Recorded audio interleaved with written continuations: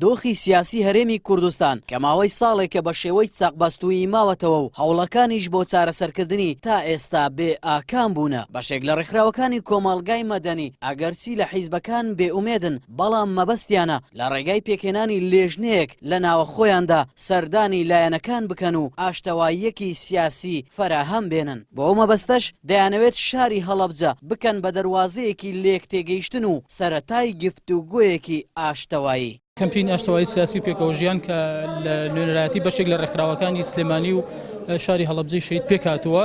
ئێمە ئەمانەوێت ئەم کەمپینە بە نوێنەرایەتی ئەم کەمپینە سەردانی هەموو شوێنە جوگرافیەکانی هەرێمی کوردستان بکەین و بە نوێنەرایەتی ڕێکخراوەکانی ئەو سنوورانە دوجار ئەم چالاکیە ئەنجام بدەین. چالاکیەکە ئەمانەوێت زۆرترین کۆدەنجی ڕێکخراوەیی و چالاکیوانی مەدەنی لەخۆ بگرێت. ئەوەندەی مەبەستمان نییە زۆرتری ژمارە لەخۆ بگرێت و بیرۆکەی ئەم چالاکیە ئەنجامدانی دیدارێکە بۆ سەرکردەی یەکەم میلانە سیاسیەکان لە پارێزگای هەڵەبجە وەکو پایتەختی ئاشتی و بڕیار بدەن دانوستانەکانیان دەست پێ بکەنەوە و ئەو قەلەقی و ڕاڕایی کە لە نێوان هاوڵاتیان و خەڵکدا هەیە بڕەوێتەوە. کۆبنەوەی ڕێکخراوەکانی کۆمەڵی مەدەنی سەبارەت بە ئاشتەوایی سیاسی لە هەرێمی کوردستان دەتوانم بڵێم گرنگی تایبەت خۆی هەیە بەوەی کە ینی وەکو دەسەڵاتی پێنجەم کە ڕێکخراوەکانی کۆمەڵی مەدەنی بتوان دەسەڵات ینی گفتوگۆ لەگەڵ دەسەڵات بکەن و هەروەها بتوان کە لێک نزیکبوونەوەی لایەنە سیاسیەکان و هەر بە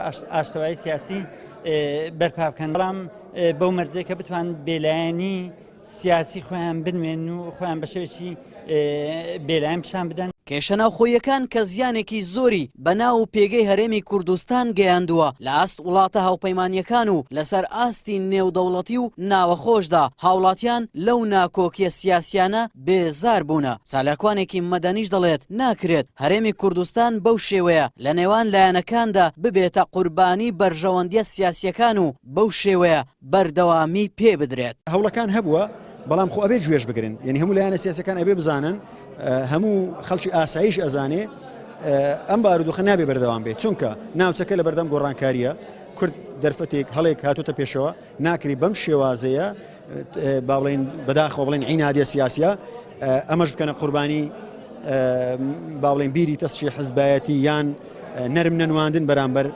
لایەنەکانی تر.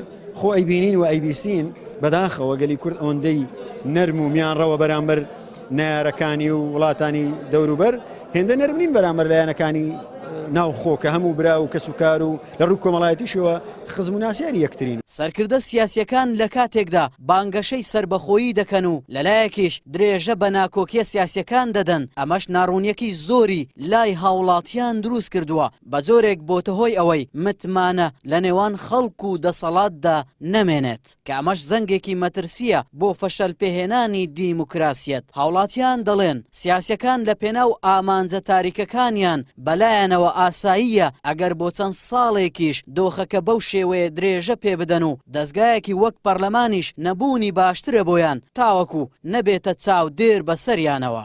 ئاراس عەزیز، کەناڵی پێام، هەولێر.